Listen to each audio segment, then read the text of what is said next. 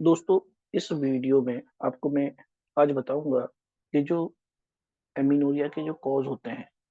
Primary और secondary दो तरह का एमीनोरिया होता है। प्राइमरी एमीनोरिया बड़ा इंपॉर्टेंट टॉपिक होता है। उसके जो मेजर कॉज होते हैं वो तीन होते हैं, एक, दो और तीन। क्रोमोसोमल या जेनेटिक प्रॉब्लम, इसका एक एग्जांपल है कंजोनाइटल एड्रिनल हाइपरप्लेजिया। दूसरा होता है पिट्यूटरी ग्लैंड के साथ कोई इशू, जैसे पिट्यूटरी माइक्रो एडिनोमा या प्रोलैक्टिनोमा, तो पिट्यूटरी ग्लैंड की ट्यूमर्स। या फिर मिसिंग या अंडर डेवलप्ड रिप्रोडक्टिव ऑर्गन, सबसे अच्छा एग्जांपल है टर्नर सिंड्रोम। ये जो प्राइमरी अमीनोरिया है, इसमें मोस्टली जो केसेस हैं वो हम मेडिसिन से ट्रीट कर सकते हैं। बट पांच ऐसी कंडीशन होती हैं जिसको हम सर्जिकली ट्रीट कर सकते हैं, और उन्हीं पांच में से एक ऐसी होती है ना मेडिकली ना सर्जिकली कैसे भी ट्रीट नहीं कर सकते। तो जरा देखते हैं, आइए, कि वो कौन सी कंडीशन होती हैं। पहला ऐसा कॉज जिसमें मेडिसिन कुछ नहीं कर सकती, उससे ट्रीटमेंट नहीं हो सकता, वो होता है इम्परफोरेट हाइमन। तो पहला केस जिसमें हमें सर्जरी ही ओनली एक सॉल्यूशन मिलेगा, सर्जरी ही करानी पड़ेगी, वो है इम्परफोरेट हाइमन, जहाँ किसी भी तरह का कोई भी परफोरेशन आप नहीं देख पा रहे हो। जबकि बाकी जो हाइमन्स होती हैं, जैसे एन्युलर टाइप हाइमन है, ठीक है ना, ये सेप्टेट हाइमन है ऐसे। यहाँ पर नॉर्मल हाइमन है, ना कोई सेप्टा है ना ही एन्युलर रिंग टाइप का है, ठीक है ना। इसको हम बोलते हैं पैरस इंट्रोइटस हाइमन। और इस तरह से क्रीबी फॉर्म हाइमन भी देखने को मिलती है। तो ये पांच टाइप की हाइमन होती है। लेकिन एटलीस्ट सब जगह पर एक पासेज तो है ना ब्लड के बाहर आने का, तो इसको मेंसेज होंगे। बट यहाँ पर कोई पासेज ही नहीं है, किसी भी फॉर्म में नहीं है, ना एन्युलर ना सेप्टेट ना कोई और। तो इसको हम बोलते हैं इनफॉरफोरेट हाइमन। तो ये ऐसा पहला केस है जिसमें नीड सर्जरी। सेकंड केस होता है ट्रांसवर्स वेजाइनल सेप्टम। अब यहाँ देख रहे हैं आप ट्रांसवर्स वेजाइनल सेप्टम, इसको जूम कर दे रहे हैं, मतलब हो नहीं रहा है, कोई बात नहीं।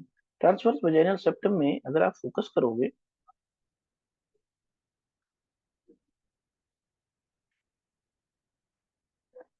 तो यहाँ वेजाइनल रीजन में सेप्टम बने हुए हैं ऐसे। जरूरी नहीं है ढेर सारे सेप्टम हो, एक भी हो सकता है। तो जब ब्लड यहाँ यूट्रस से बाहर आना चाहेगा, तो क्या आ पाएगा? The answer is no. ठीक है ना, क्योंकि सेप्टम बने हुए हैं, ये ब्लड का जो पासेज है बाहर निकलने का, ये बंद रहेगा सेप्टम की वजह से। तो यहाँ पर भी हमें क्या करानी है? सर्जरी। तो ये दूसरा केस हो गया। तीसरे केस की बात करते हैं, जिसमें हाइपोथैलेमस या पिट्यूटरी में कोई ट्यूमर बन जाता है। उस ट्यूमर की वजह से प्रोलैक्टिन का लेवल हमेशा बढ़ा रहता है और मेंसेस नहीं आते। उसको हम बोलते हैं पिट्यूटरी एडिनोमा, प्रोलैक्टिनोमा। इस तरह के ओमा जो होते हैं, ट्यूमर्स जो होते हैं पिट्यूटरी ग्लैंड में या फिर हाइपोथैलेमस में, वो एक रीजन बन जाते हैं प्राइमरी अमीनोरिया का। तो इसको भी हम क्या करते हैं? सर्जिकली ट्रीट करते हैं, इसमें भी सर्जरी की जरूरत पड़ती है।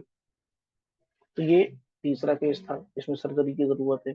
सेम इसी टाइप का एक चौथा केस होता है, इसमें जरूरत होती है, केस नंबर 4, एड्रीनल ट्यूमर। ठीक, एड्रीनल ट्यूमर, इसमें भी आप मेडिसिन से कुछ नहीं कर सकते। आप इसको सर्जिकली जब रिमूव करोगे, तब जाके जो प्राइमरी अमीनोरिया का इशू है वो रिजॉल्व होगा फीमेल का। ठीक है, तो डिपेंड करेगा कि सर्जरी हो पाएगी कि नहीं। कई बार ऐसा होगा कि एडवांस स्टेज का ट्यूमर होगा, तो फिर वहां हमको फिर रेडियोथेरेपी करनी होगी। ठीक, तो रेडियोथेरेपी खैर मोस्टली सर्जिकल प्रॉब्लम सर्जरी से रिजॉल्व हो जाती है, कभी कभी रेडियोथेरेपी पे आना पड़ता है, बहुत एडवांस स्टेज में ट्यूमर है तो। ये चार ऐसे केस हैं जिसको हम सीधे सीधे अगर एक बार में कहें तो हम ट्रीट कर सकते हैं या तो सर्जरी से या फिर रेडियोथेरेपी से। तो मैंने आरटी लिख दिया, सर्जरी, रेडियोथेरेपी, ये 4 हैं। बाकी जो बचे उसमें हम मेडिसिन से उसको ठीक कर सकते हैं। एक केस स्पेसिफिक ऐसा होता है जिसमें ना तो मेडिसिन काम करती है, ना ही उसको हम सर्जरी से ठीक कर सकते हैं। तो वो केस कौन सा होता है वो देख ले रहे हैं। वो होता है एब्सेंट यूट्रस। देख रहे हैं आप, ये नॉर्मल यूट्रस है और वेजाइना भी प्रेजेंट है, ये यूरिनरी ब्लैडर है, ये रेक्टम है, और ये जो है फीमेल का यूट्रस, सर्विक्स और वेजाइना है। बट अगर आप इस वाले मानचित्र पे, चित्र पे, डायग्राम पे ध्यान दो, तो यहाँ पर वेजाइना अंडर डेवलप्ड है बिल्कुल। इसको हमें डायलेट करना पड़ रहा है, किससे? एक डायलेटर आता है जिसे बोलते हैं फ्रैंक डायलेटर। और यहाँ यूरिनरी ब्लैडर तो दिख रहा है, यहाँ रेक्टम भी दिख रही है, बट ये डिसअपियर है। कौन? यूट्रस। ये एब्सेंट यूट्रस का केस है, मतलब रिप्रोडक्टिव स्ट्रक्चर इतनी बड़ी है ही नहीं। तो इसमें आप कुछ नहीं कर सकते, ना तो आप मेडिसिन से ठीक कर सकते हो, ना ही आप सर्जरी से ठीक कर सकते हो। ठीक है, बाकी ट्रांसप्लांट वाला जो एक अलग टॉपिक होता है, वो मैं यहाँ बात नहीं करना चाहूंगा, नहीं तो ये बहुत डिटेल में चली जाएगी बात। 2 रीजन होते हैं इसके, यूट्रस एब्सेंट होने के 2 रीजन होते हैं। पहला कहलाता है, नंबर 1, मुलेरियन अजनेसिस। मुलेरियन